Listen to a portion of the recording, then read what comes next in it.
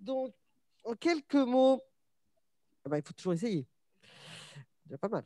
Essayer. Donc, en quelques mots, à l'école de l'Anthropocène, c'est la manifestation annuelle, hein, la plus emblématique de l'école urbaine de Lyon. Et c'est d'une certaine manière l'expression de la manière dont elle pense sa mission publique. Assurer que l'on puisse réfléchir aux grands enjeux contemporains et en discuter. En cette année singulière, l'école n'a jamais interrompu ses activités, je me permets de le rappeler, donc ses activités scientifiques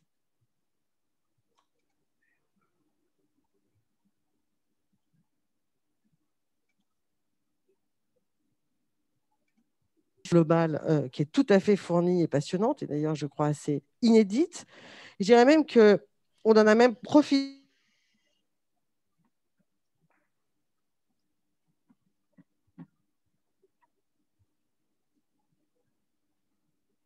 Une collection éditoriale avec un titre que je vous conseille tous qui s'appelle Chronique de GeoViral, un magazine, notre magazine annuel qui va d'ailleurs sortir le 25 janvier lors du premier jour du festival, enfin de la semaine festivalière. Et nous avons également créé une rubrique, un abécédaire sur leurs mains dans le monde Cities et une radio anthropocène qui prend antenne tous les mercredis.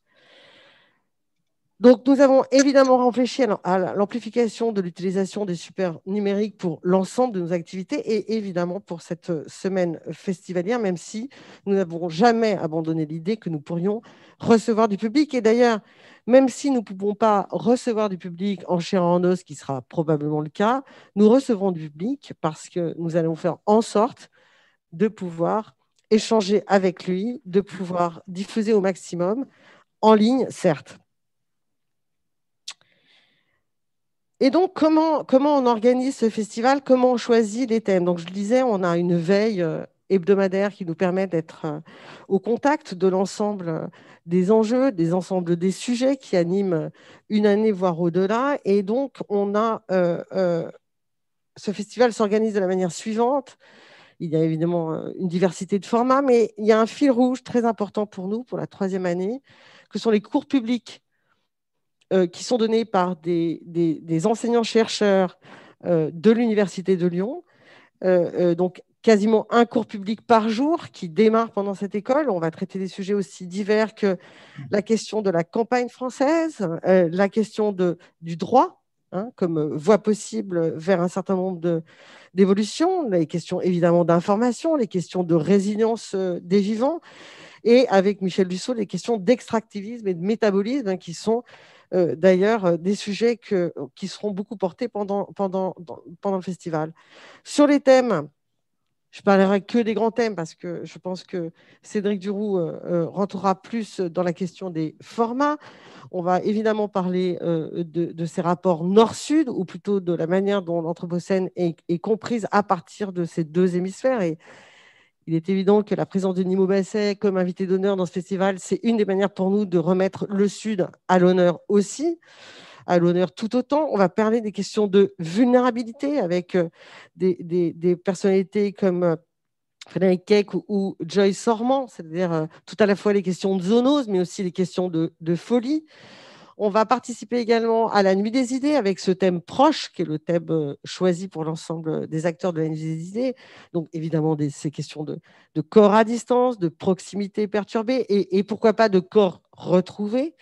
On va parler de quelle politique pour le climat avec cette tension entre des solutions low-tech, j'allais dire, mais aussi des solutions de géo-ingénierie, c'est-à-dire que cette question qui reste posée pour cette politique émergente en faveur du climat, avec des gens comme Marc Anizar, Holly Jean Buck. On va évidemment parler de subalterne, de colonial, de post-colonial, parce que, comme vous le savez, c'est quand même un des grands sujets depuis quelques années, mais qui, particulièrement cette année, a été, notamment avec la littérature, très écouté, avec des gens comme Guillaume Blanc ou Christine Chivalon.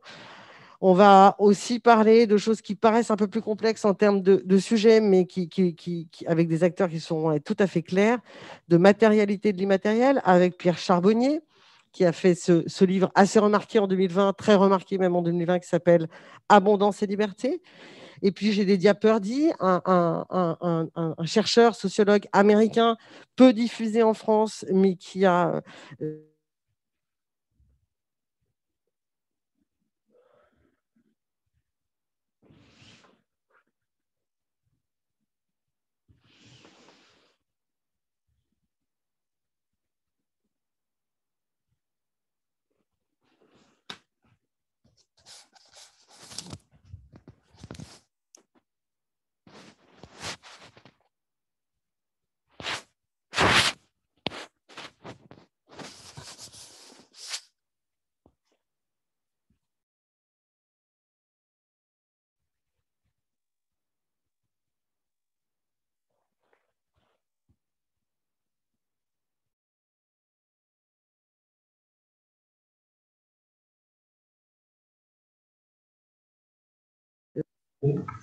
qu'on a appelé le portrait d'espace, avec sous-titre des résiliences habitées. Vous vous souvenez peut-être qu'au début du confinement, on a tous eu tendance à essayer de prendre des nouvelles de nos voisins. Quand je dis voisins, c'est nos voisins à l'étranger, puisque quand on ne peut pas sortir de chez soi, nos voisins deviennent les voisins avec lesquels on peut discuter de façon numérique. Et on a pris des nouvelles des amis en Espagne, aux États-Unis, en Afghanistan, etc. Et ça nous a donné l'idée de monter une série qui s'appelle Portrait d'espace. Et il y en aura 7 pendant cette semaine. Et on voyagera donc à Canton, en Chine, avec un collectif d'architectes qui s'appelle O-Office. On ira à Barcelone avec une illustratrice qui s'appelle Clara Nubiola. On ira au Venezuela, à Carúpano, avec une architecte qui s'appelle Ana Vargas, avec laquelle on monte d'ailleurs un programme de sensibilisation de problématiques de l'espace public avec un groupe de collégiens à Bron. À distance avec des enfants à Caracas. On ira à New York, le comédien Tony Thorne, que vous pouvez voir sur Netflix en ce moment, et à Broadway, si vous avez la chance d'être à New York, nous fera une visite de son quartier de Chelsea en direct le samedi. On ira à Kaboul avec le collectif Art Lords, et puis à Lagos aussi avec un photographe qui s'appelle Babawale Obayanju, qui a déjà travaillé souvent avec Nimo Basset, notre invité d'honneur. Et puis, on aura un portrait de Lyon aussi, qui sera fait par des étudiants. Et ce sera le résultat de l'un des nombreux ateliers qu'on monte pendant cette semaine, un atelier qui s'appelle À quoi rêvent les maquettes, et qui est organisé avec des chercheurs de l'Université de Lyon et le laboratoire des usages de la métropole de Lyon, Erasme Lab. Voilà, tout ceci sera disponible en français et en espagnol ou en anglais. C'est une chose importante aussi à préciser. Dès que nous avons un intervenant qui parlera en français ou en anglais, vous aurez le choix d'écouter les interventions en français ou dans la langue originale. Cédric, merci. Je vais passer maintenant la parole à Emeline Baume. Alors, bonjour à toutes et à tous et merci d'être derrière votre écran, de prendre le temps de nous écouter. La métropole de Lyon, donc en tant qu'institution qui a changé de gouvernance territoriale en juillet, est extrêmement fière et contente de pouvoir participer à sa mesure, c'est-à-dire relayer l'information, mais aussi par le biais de son laboratoire d'innovation Erasme, être partie prenante de la démarche qui vous est proposée aujourd'hui. Je tiens tout particulièrement à pointer 2 éléments qui sont vraiment essentiels pour nous. La première chose, c'est de redire à Michel Lusseau que franchement, cette école urbaine, c'est quand même le seul et unique premier programme de formation et de recherche autour de l'Anthropocène, et donc qui amène des pépites, en fait, mais au bon sens du terme, de chercheurs, de chercheuses qui ensuite vont pouvoir relayer ce parti pris, au moins autour de cette possibilité de débattre et d'amener les vraies questions d'aujourd'hui, non pas de demain, mais d'aujourd'hui, qui nous animent aujourd'hui. Et la deuxième chose pour Cédric, c'est vraiment de vous remercier sur ces formats au pluriel, ces approches qui s'inscrivent vraiment dans la logique de l'université populaire. On en a cruellement besoin au regard de ce que nous vivons depuis quelques mois et au regard aussi, je vais le dire comme ça parce que je suis une ancienne de l'éducation populaire, mais de la disparition finalement d'une certaine façon de l'éducation populaire. Vraiment, vous faites renaître ces logiques-là.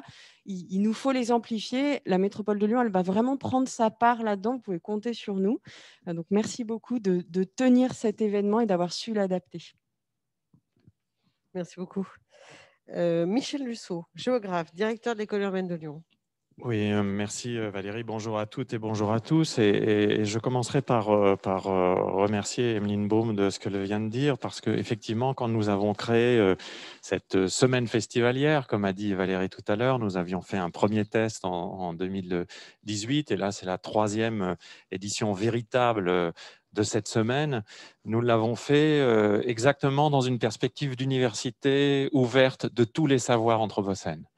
Avec une référence explicite à la problématique de l'éducation populaire et de son effondrement, en quelque sorte, depuis quelques années, puisque depuis quelques années, un certain nombre d'impératifs économiques qui nous avaient été présentés comme les seuls qui devaient guider l'action publique avaient beaucoup concouru à la fragilisation, voire à la disparition, non seulement des structures de l'éducation populaire, mais peut-être même de la vision nécessaire pour soutenir cet extraordinaire projet de l'éducation pour tous, à tous les âges de la vie, pour tous et toutes, à tous les âges de la vie, quelle que soit sa condition, et j'allais dire même quelle que soit la difficulté des sujets qu'on aborde, puisque le pari de l'éducation populaire, c'est qu'il n'existe pas de sujet trop difficile pour rentrer en contact avec tous les publics et pour essayer de faire comprendre les enjeux d'une connaissance. Nom d'une pipe, mon masque tombe.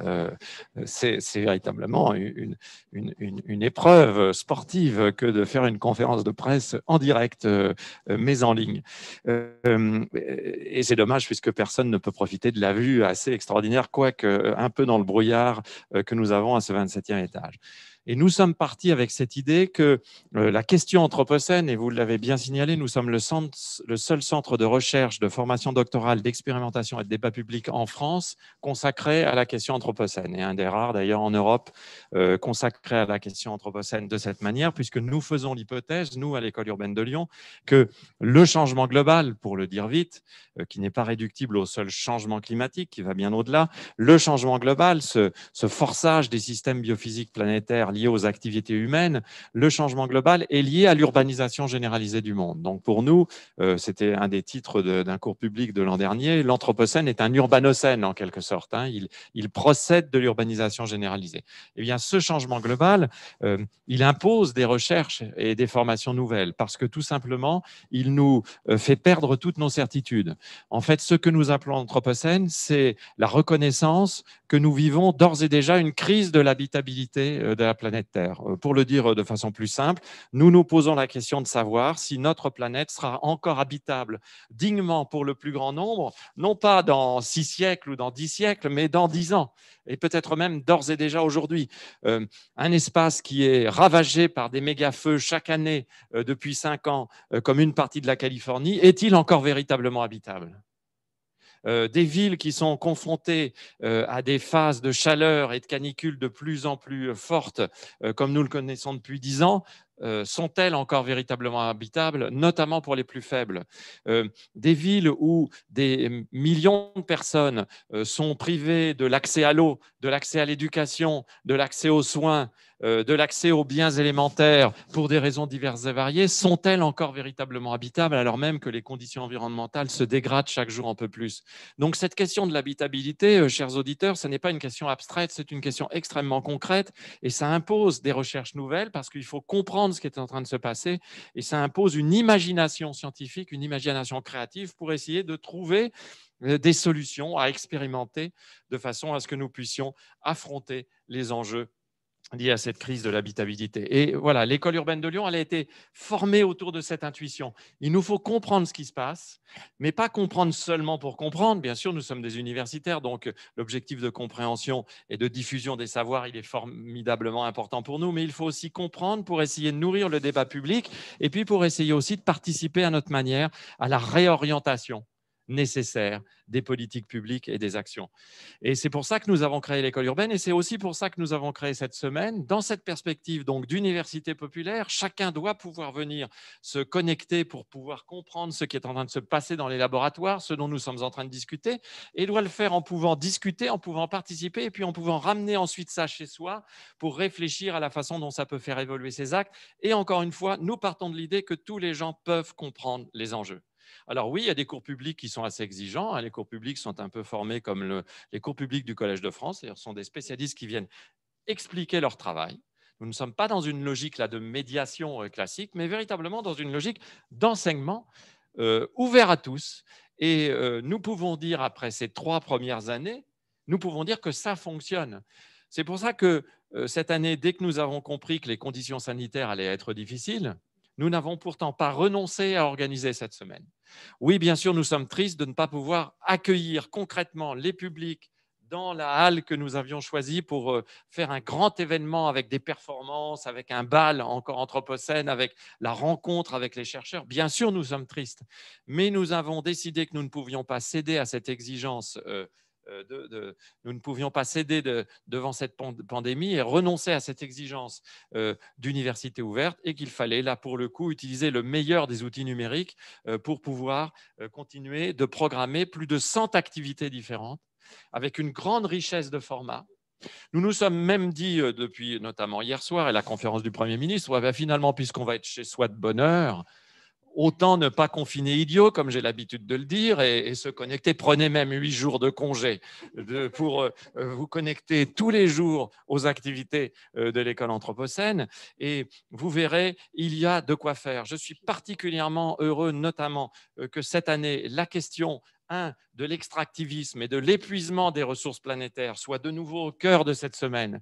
Et que 2, et c'est tout à fait symbolisé par l'invitation de Nimo Bassé comme invité d'honneur, nous soyons si attachés à changer le regard, à réorienter le regard. Oui, nous allons parler d'approche décoloniale, d'approche écoféministe, d'approche alternative à la question anthropocène, pour que nous comprenions qu'il ne s'agit pas simplement que nous parlions du changement global à partir de l'Europe, à partir de la pensée occidentale classique, mais que nous comprenions aussi comment se constituent d'autres expertises, d'autres manières d'aborder la crise et comment se constituent des solutions, des propositions. Et Nimo Bassé, pour nous, est un extraordinaire invité d'honneur et je le remercie chaleureusement d'avoir accepté puisqu'il parle à partir de l'Afrique, non pas seulement pour nous parler de l'Afrique, mais pour nous parler du monde, tel que l'Afrique le préfigure, tel que l'Afrique est capable de le construire.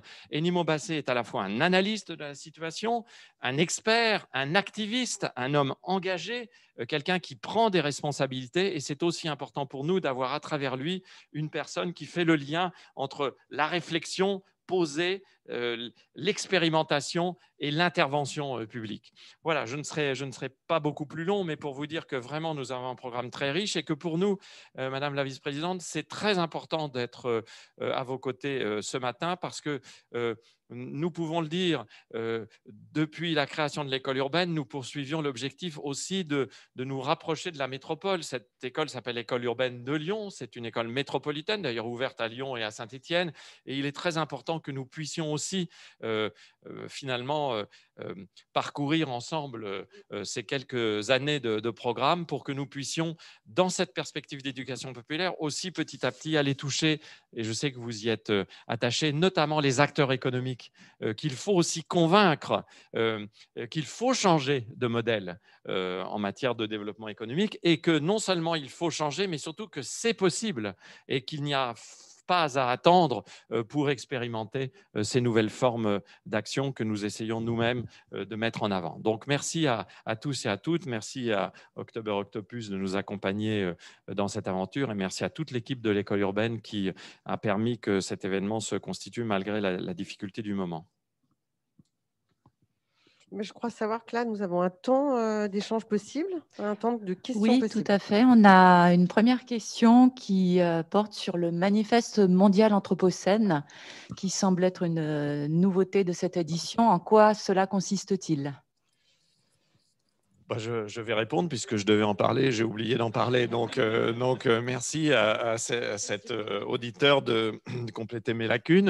Oui, nous avons décidé cette année, le 29 janvier, d'organiser pendant 24 heures en ligne, c'était dès le départ prévu en ligne, un manifeste mondial anthropocène, de manière justement à essayer de partir de Lyon, mais de se connecter petit à petit à tous ceux qui, dans le monde entier, réfléchissent à ces questions de changement global et font des propositions. C'est-à-dire l'idée du manifeste mondial anthropocène, c'est de proposer à des gens du monde entier, donc on va fonctionner pendant 24 heures hein, en fonction des fuseaux horaires, donc on partira à 3 heures du matin un jour et on finira à 3 heures du matin le lendemain, et chaque heure, on va avoir des dépôts de petites vidéos de 3 minutes qui seront des vidéos où des personnes, des activistes, des chercheurs, des simples kidam viendront prendre position pour dire ce que pour eux l'Anthropocène représente et pour évoquer un certain nombre de solutions. Et puis, toutes les 3 heures, il y aura des plateaux de discussion et de débat pour essayer d'échanger autour de ce qui a été dit. C'est un prototype, ce manifeste mondial Anthropocène de cette année. Nous le réalisons grâce à notamment l'engagement de Jérémy Cheval à l'Université de Lyon et à l'École urbaine de Lyon. C'est un prototype et si ça fonctionne, et nous sommes certains que ça va fonctionner, eh bien, je vous annonce déjà que nous reviendrons en 2022 avec un manifeste mondial Anthropocène encore plus ambitieux que celui-ci. Voilà, parce que nous essayons aussi de nouveaux formats pendant cette semaine de l'Anthropocène. C'est une annonce, c'est un scoop. Hein.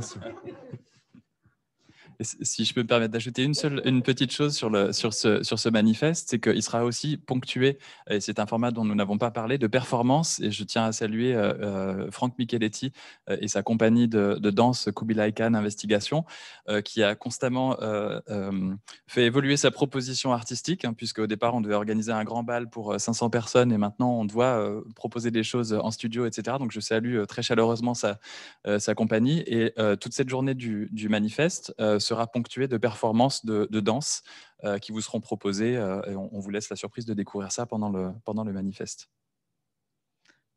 Merci. Pas d'autres questions pour l'instant. Alors, je crois qu'on va passer la parole à Nimo Bassey, donc, qui est à Benin City au Nigeria et en direct avec nous, donc, qui est donc, je rappelle, l'invité d'honneur de cette 3e édition de l'école de la semaine à l'école de l'Anthropocène, qui est effectivement architecte, activiste, romancier et poète. J'insiste parce que je pense que c'est très important. Ça participe de sa sensibilité aux enjeux de ce monde et aux humains qui l'habitent, mais pas que. Il a reçu le prix Nobel alternatif donc en 2010. Et aujourd'hui, il dirige en particulier le think tank écologique Health of Mother Earth Foundation. Et il va intervenir, je crois, sur le thème de l'extractivisme et de son lien avec l'Anthropocène. Nimo, bonjour. Good morning and thank you so much. Bonjour, bonjour. Et merci, un très grand merci de m'avoir invité à votre conférence de presse ce matin. Alors, je voudrais surtout dire que je suis vraiment navrée de ne pas pouvoir me rendre à Lyon pour ces sessions. J'aurais été ravie de me rendre à Lyon. Cela veut dire que vraiment, il y a énormément d'activités auxquelles je ne vais pas pouvoir participer, mais j'entends que tout a l'air très, très intéressant. Mais bon, c'est la nouvelle réalité. Et je pense qu'il vaut mieux pour tout le monde que je reste chez moi, que je reste en sécurité, plutôt que d'insister que d'être avec vous. Donc, voilà. Le fait d'être présent en visio, ça me permet de gérer toute la situation. Mais encore une fois, merci de m'avoir invité. Je suis ravie d'être présent avec vous. Je pense que cette école de l'Anthropocène est quelque chose de très important. Nous, au Nigeria, nous appelons cela l'école de l'écologie. Et nous disons qu'il faut absolument proposer aux personnes de poser des questions sur tout un ensemble de sujets liés à l'environnement, liés aux politiques qui sous-tendent les activités de l'extractivisme, les différents systèmes liés à l'alimentaire et tous ces systèmes qui posent problème au niveau des terres chez nous. Et toutes nos terres qui sont ravagées par ces entreprises transnationales et en plus par les entreprises nationales très, très souvent. Personnellement, je pense que l'un des plus gros défis que nous avons vis-à-vis de l'Anthropocène, et je vais rentrer un petit peu dans le détail là-dessus, je ne vais pas débattre sur le thème. Je pense que les êtres humains aiment l'idée de contrôler la Terre. Et j'ai l'impression que nous oublions de garder à l'esprit que nous ne savons pas tout ce qu'il y a à savoir sur la Terre. Nous ne sommes pas au courant des millions d'organismes qui existent sur la Terre et dans la mer et qui nous entourent dans les eaux. Ce genre d'attitude où on se positionne en tant qu'être supérieur, cela veut dire que nous, les êtres humains, nous formulons des principes qui ne marchent pas. Il y a ce concept de durabilité, par exemple. La durabilité, c'est quelque chose dont nous parlons depuis des années. Tout le monde parle abondamment du développement durable. Tout le monde a son idée de ce que c'est que le développement durable. Toutes les entreprises, par exemple, qui détruisent la planète parlent des bénéfices durables, utilisent le mot dans un autre sens, qui est absolument détonnant. Et si je reviens maintenant vers le sujet du développement durable dans le vrai sens du terme, il y a 3 cycles véritablement, 3 aspects, l'économie, l'environnement et puis le côté social. Mais dans la plupart des cas, ce que nous voyons, c'est que tout le monde insiste sur le côté économique. Et lorsqu'il s'agit de l'économie, il s'agit de l'exploitation, il s'agit de la destruction. Il s'agit également de la dépossession, une économie de la dépossession, une économie aussi de violence et de déplacement. Et l'environnement est vraiment quelque chose qui est poussé sur le bord du chemin comme étant quelque chose où on peut fermer les yeux. Et on devrait parler des personnes et de la planète, mais on parle surtout des bénéfices. La planète est ignorée, les personnes sont ignorées et c'est vraiment les bénéfices, l'argent qui est pris en compte. Et ce genre de pensée a vraiment donné lieu à l'extractivisme que je vois à travers le monde. C'est une approche surtout qui prévaut dans le Sud. Nous trouvons très intéressant aussi de constater que les pays qui comprennent très bien la situation sont souvent les situations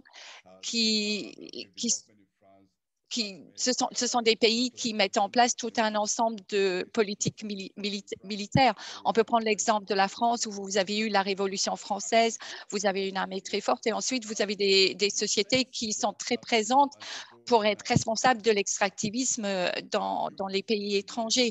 Donc, ce sont les êtres humains qui sont là pour driver le changement, le bon ou le mauvais changement.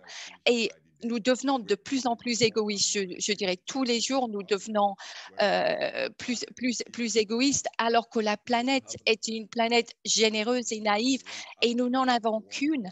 Nous n'allons pas pouvoir déménager, aller vivre dans d'autres galaxies ou sur la Lune. Notre planète Terre, c'est notre maison. Nous sommes tous ici et la dégradation environnementale que nous voyons, cela n'a aucun respect pour les frontières géographiques ou politiques. C'est quelque chose qui impacte tout le monde. Les actions, les conflits dans une partie du monde auront un impact sur les autres parties du monde. Inévitablement, tout le monde est impacté. Par exemple, si je parle du Nigeria, mon pays, il y a eu 60 ans d'extractivisme et de destruction et ainsi le delta du Niger a été fortement endommagé. Ainsi, aujourd'hui, il y a tout un ensemble de familles qui ne peuvent plus vivre. Il faudra des générations et des générations pour tout nettoyer. Il y a un impact sur le delta du Niger, mais pas seulement. Parce que à Londres, à New York, vous ne voyez peut-être pas les dégâts. Idem à Sydney ou dans d'autres villes du monde. Vous pouvez vous permettre d'ignorer ce qui arrive chez nous. Mais si vous regardez les organismes vivants, les poissons, par exemple, nous, auparavant, on avait des poissons absolument énormes. On avait également les forêts de manguiers, parmi les plus grandes forêts de manguiers dans le monde. Or, aujourd'hui, c'est quelque chose qui a été détruit. C'est là que les poissons venaient pour donner naissance aux générations de poissons à venir. Et parce que ces forêts de manguiers ont été détruites, vous n'avez plus les oiseaux non plus qui traversent ces terres. Dans le temps, les oiseaux traversaient ces forêts, mais maintenant, ils ne peuvent plus. Et ainsi, toute leur vie est détruite. Ainsi les oiseaux ne comprennent plus leur planète, ne savent plus ce qui se passe. Et aujourd'hui, parfois, les oiseaux voient que les choses ne sont pas ce qu'ils devraient être. Les poissons, par exemple, ne peuvent plus se rendre dans ces secteurs et c'est absolument catastrophique et cela a un impact indirect sur les êtres humains. Donc, un point qui a l'air très détaillé et très lointain, c'est quelque chose malgré tout qui peut avoir un impact sur tout le monde. Et c'est pour cette raison que nous sommes convaincus que nous avons besoin de nous sauver en tant qu'êtres humains. Nous devons nous sauver de ces cheminements destructifs que d'autres êtres humains sont en train de mettre en place, soi-disant au nom du progrès. Et nous devons empêcher ces changements au niveau de l'environnement. Nous devons regarder comment réparer cette situation, comment restaurer la situation. Et la voie, très clairement, c'est la solidarité avec un S majuscule. Nous avons besoin de travailler ensemble. C'est pour cette raison que cette coopération entre la France et le Nigeria est si importante. Je sais qu'on aura des amis de d'autres pays qui vont nous rejoindre, mais c'est pour cela que cette école de l'Anthropocène était absolument essentielle, parce qu'ainsi nous pouvons partager nos idées, nous pouvons rentrer dans nos mémoires à travers les arts, à travers la poésie, grâce aux universités. Nous pouvons nous poser la question, où est-ce que nous nous sommes trompés? Qu'est-ce que nous avons perdu? Les sociétés drivées par l'économie, ça ne peut pas marcher. Il faut que l'environnement soit placé au centre de toutes les décisions que nous prenons. Nous devons nous libérer les esprits. Regardons par exemple les champs pétroliers. Tout le monde a focalisé là-dessus pour développer les produits, pour faire venir de l'argent. Mais l'argent, les business regardent surtout le résultat final et pas du tout comment est-ce que la valeur est en train d'être extraite de la planète. C'est la chose qui m'attriste le plus. Si je regarde les activités des sociétés minières dans mon pays et à travers le monde, les personnes qui travaillent au fond des mines sont tuées, travaillent dans des situations très, très difficiles juste pour extraire des minerais dont les entreprises ont besoin. Le pétrole, le gaz, tout est extrait de la terre. Ces gaz qui polluent ensuite les communautés qui habitent à côté de l'endroit où cela a été extrait. On le voit au Canada, aux États-Unis, partout dans le monde. Ce n'est pas quelque chose qui est limité simplement au Nigeria, au Ghana ou à l'Afrique du Sud. Il s'agit vraiment d'un problème global et nous avons besoin absolument d'avoir une mémoire globale. Nous devons faire un reset de nos mémoires. Nous devons nous interroger qu'est-ce qui va se passer vis-à-vis des générations suivantes? Où vont habiter les générations suivantes? À quoi va ressembler leur terre? Et c'est pour cela que j'aime travailler avec Naomi Klein et l'équipe d'Intercept autour de tous ces thèmes. Nous avons réalisé un documentaire qui regarde l'avenir et puis notre monde d'aujourd'hui, la pandémie, à savoir comment est-ce que nous devons réparer nos relations. Et je pense que nous devons surtout focaliser sur l'humain et la communication entre nous. Cette pandémie rend les choses très, très compliquées, mais cela ne doit pas nous empêcher de travailler ensemble. Oui, il faut de la distanciation sociale à cause de l'épidémie, mais on doit continuer de rester connectés. C'est primordial parce que nous devons reprendre le contrôle de la gestion de notre planète pour qu'elle soit vivable pour les générations futures. Donc, la régénération, c'est surtout la question de se reconnecter par rapport à nous-mêmes et par rapport à la Terre, à la mère Terre, comme on dit en anglais, Mother Earth. Il y a plusieurs façons de se reconnecter avant qu'on ne s'éloigne trop les uns des autres. Et c'est cela que nous avons introduit dans notre façon de travailler. Le but étant de réinterpréter ou restructurer l'Anthropocène. On ne peut pas continuer comme auparavant. Nous devons nous interroger. Nous devons considérer que nous tous, nous devons nous réunir pour survivre. Nous ne pouvons pas ignorer les micro-organismes dans le sol. Nous ne pouvons pas ignorer les oiseaux, tous ces oiseaux qui pollinisent la terre. Nous devons garder cela à l'esprit. Nous devons tenir compte de toutes les communautés qui peuvent travailler avec nous. Nous avons déjà assez détruit la terre. Nous avons déjà assez détruit la terre. Et dans quel but? Dans quel but est-ce que nous sommes en train d'extraire certains minerais? Est-ce qu'on a vraiment besoin de plus de pétrole alors que nous sommes en train de prendre à bras le corps les possibilités offertes par les énergies renouvelables? Nous ne pouvons pas continuer de mettre le feu à la terre ou nous ne pouvons pas continuer d'enlever ces forêts qui sont déjà en train d'être épuisées. J'ai l'impression que le fait de chercher de l'argent, c'est ça qui a vraiment endommagé tout notre système. Et aujourd'hui, nous devons trouver une autre façon d'entrer en relation avec la Terre.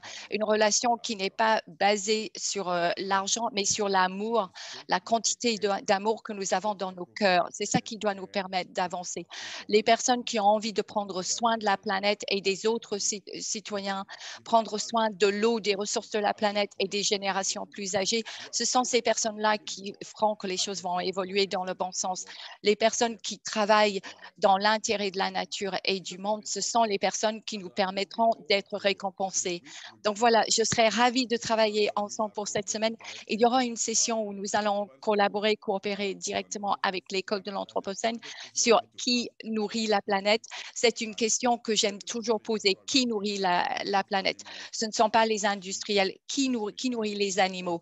Les industriels nourrissent les machines en général, empoisonnent le sol et détruisent la relation qui existe entre les agriculteurs et les récoltes. Donc vraiment, je serais ravie d'avoir toutes ces conversations autour du sujet de l'extractivisme et autour de l'esclavage également, et tous ces systèmes qui impactent nos communautés. Il y a de nouvelles sortes d'esclavage. Par exemple, les personnes qui sont responsables de couper les arbres souffrent plutôt que de vivre dans des écosystèmes qui vibrent avec leur beauté. Voilà. Je pense que nous devons surtout décoloniser notre façon de penser et décoloniser notre environnement. Donc voilà, si vous le permettez, je voudrais simplement conclure en disant que la vraie lutte, à mon sens, la vraie lutte vis-à-vis du changement climatique, c'est la lutte pour l'égalité, pour la dignité, et c'est une lutte pour faire cesser l'extractivisme destructif. Et la question, c'est qui va faire en sorte que cela fonctionne et que cela arrive? Ce sont les citoyens. Il s'agit du peuple, des citoyens qui osent rêver. Et notre rêve est que nous puissions jouer un rôle efficace et actif pour développer, pour construire un système qui est véritablement un système qui reconnaît que les êtres humains font partie de la nature, mais font partie seulement, ne sont pas là pour dominer la nature. Donc, merci beaucoup d'avoir rendu possible ce moment et je vous repasse la parole. Merci beaucoup. Thank you very much, Nimo. It was a great moment to hear you. Merci, Nimo. C'était un moment fabuleux que de pouvoir vous entendre ce matin. Et c'est vraiment dommage, effectivement, qu'on n'ait pas la possibilité de vous accueillir à Lyon directement, mais ce sera pour la prochaine fois, j'espère. Et cette fois-ci, nous allons continuer avec Zoom et d'autres plateformes afin de pouvoir continuer le débat entre nous. Donc, présentation qui pose complètement les enjeux et de l'école urbaine et de la semaine et de la discussion sur l'Anthropocène. Et comme je vous l'avais dit, c'était très important pour nous de donner à cet invité d'honneur, et vous comprenez pourquoi c'est notre invité d'honneur, après ce qui vient d'être dit, la place qu'il mérite, et ça va nous permettre de progresser dans nos réflexions incontestablement. Maintenant, j'ai pris le micro intempestivement, mais je ne sais absolument pas ce qui doit suivre. Donc, je redonne le micro à Valérie. De toute façon, soyons plastiques. Hein. Même si ce n'est plus fantastique, soyons plastiques. Peut-être qu'il y a des questions pour Nimo. Oui, il y a une demande de précision sur le think tank Health of Mother Earth Foundation que Nimo dirige, et aussi plus largement comment il voit l'éducation, le partage des savoirs comme action importante pour remplir les objectifs qu'il a évoqués, et comment il voit sa participation à une semaine comme à l'école de l'Anthropocène. Donc voilà, il y a deux aspects.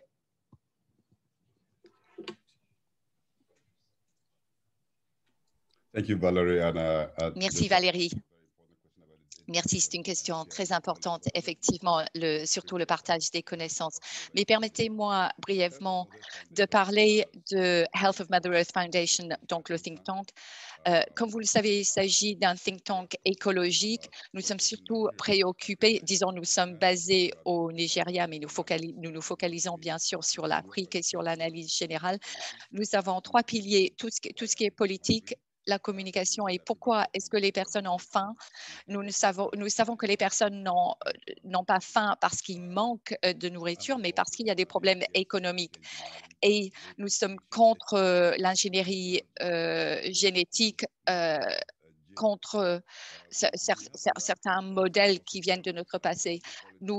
Nous avons tout un ensemble de politiques que nous examinons. Nous travaillons sur le changement climatique, sur les forêts, sur la biodiversité et nous regardons surtout comment est-ce que le monde devrait agir différemment afin de pouvoir garantir la durabilité de notre planète, quelles sont les solutions pour améliorer la situation sur le plan climatique. Par exemple, nous devons laisser le pétrole dans le sol, nous devons cesser d'extraire le pétrole, nous devons cesser d'extraire les combustibles fossiles, nous devons utiliser les énergies renouvelables et nous travaillons beaucoup sur un thème qui est cher au cœur des personnes au Nigeria. Ce sont les langues de notre pays. Nous avons 5 pays au Nigeria et nous parlons surtout de connaissance et d'autorité et du droit que nous avons, l'obligation que nous avons que de partager les connaissances en tenant compte des langues des uns et des autres. Nous regardons les concepts, nous regardons le travail des individus, les différentes pratiques dans les communautés, comment est-ce qu'on peut parler de tous ces thèmes. Il y a tout un ensemble de héros africains que je pourrais citer, Kwame Nkrumah, par exemple, qui constitue un exemple. Nous regardons ce que représentaient ces héros, quel a été leur travail principal, qu'est-ce qu'ils ont pu faire pour lutter contre la pollution, pour lutter contre toutes ces énergies, contre l'extractivisme. Et nous utilisons tous ces éléments pour informer les jeunes communautés, que ce soit dans les universités ou même au niveau des femmes, surtout dans les communautés africaines, puisqu'on veut changer l'état d'esprit, on veut décoloniser nos mentalités. Nous sommes contre l'économie de marché. Je suis convaincue que ce sont les forces économiques du marché qui ont créé ces problèmes liés à l'environnement. Donc, on veut surtout proposer des alternatives. Voilà, donc là, je suis partie un peu dans tous les sens. Nous avons notre maison mère dans notre pays et puis nous avons au Nigeria et nous avons aussi des bureaux dans d'autres parties de l'Afrique. Donc, nous faisons partie également à tout un ensemble de réseaux internationaux que je pourrais nommer. Il s'agit d'ONG qui travaillent pour les femmes sur le genre et sur l'égalité des sexes. Et il y a quand même un sujet clé, c'est l'éducation. Nous passons beaucoup de temps au sein de notre école pour l'écologie et nous allons organiser 4 ou 5 sessions au sein de l'école et nous sommes en train de regarder pour mettre en place une collaboration avec cette école de l'Anthropocène et c'est quelque chose qu'on aimerait mettre en place pour 2021. Et notre objectif est de dire, une fois que les gens sauront quelle est la situation, ils pourront chercher des solutions. Mais si on ne sait pas expliquer le problème, on ne sait pas chercher des solutions. Donc, nous regardons les causes racinaires, les vraies causes du problème. Qu'est-ce qui fait que les gens sont pauvres? Pour quelles raisons? On explique cela, on explique les problèmes. Et donc, le partage de connaissances, c'est quelque chose qui est absolument essentiel. Nous pensons que les connaissances peuvent être partagées dans les communautés, dans les fermes, dans les champs, dans la rue, grâce à la musique, grâce aux compositions, pas seulement dans les salles de classe. Les connaissances peuvent être partagées de façon très, très différente. Et partager les connaissances, c'est quelque chose qui est primordial et c'est très certainement la meilleure façon de faire agir les gens. Les gens, une fois qu'ils ont des connaissances, ils peuvent agir. Donc, une fois que nous avons fait partager les connaissances, nous pourrons permettre aux personnes d'agir. Et c'est ce que vous faites au niveau de cette école d'Anthropocène.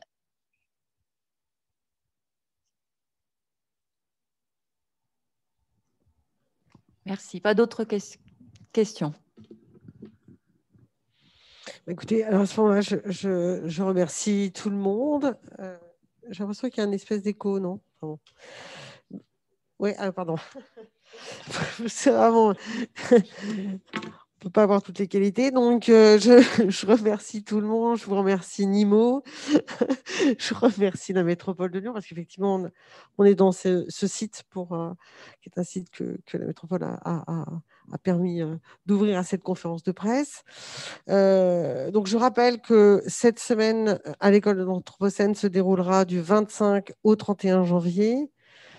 À l'hôtel 71, qui est la maison qui nous abrite, qui abrite l'école urbaine de Lyon, mais qui associe également des partenariats avec d'autres structures dans lesquelles il va se dérouler des événements, à la Villa Gilet, donc en haut de la Croix-Rousse pour ceux qui ne connaissent pas Lyon, tout à côté de l'hôtel 71 sur le site de Confluence avec l'école Strat, donc école de design, mais aussi de l'autre côté dans des ponts de Lyon avec le cinéma Comédien, avec qui nous continuons à organiser des choses, mais aussi Place des Terreaux avec la librairie Archipel, avec qui nous continuons à organiser des choses.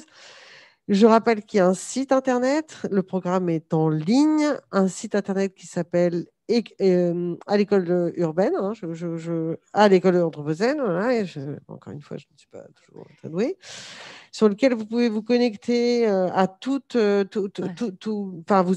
vous inscrire, en tout cas vous connecter à l'ensemble des 140 séquences qui composent ces 7 journées, hein, aussi, je le redis.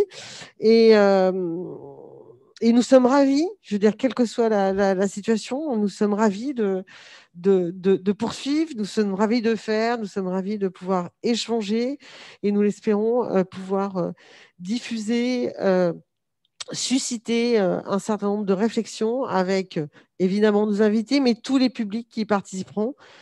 Et voilà. Et puis pour terminer, donc je rappelle que nous sommes dans la métropole de Lyon, 1,5 million d'habitants, à peu près 3 degrés, je pense, ce matin, que Bénin City ou Enimo Basset compte autant d'habitants, mais qui fait par contre 26 degrés. Voilà. Bonne journée. Au revoir.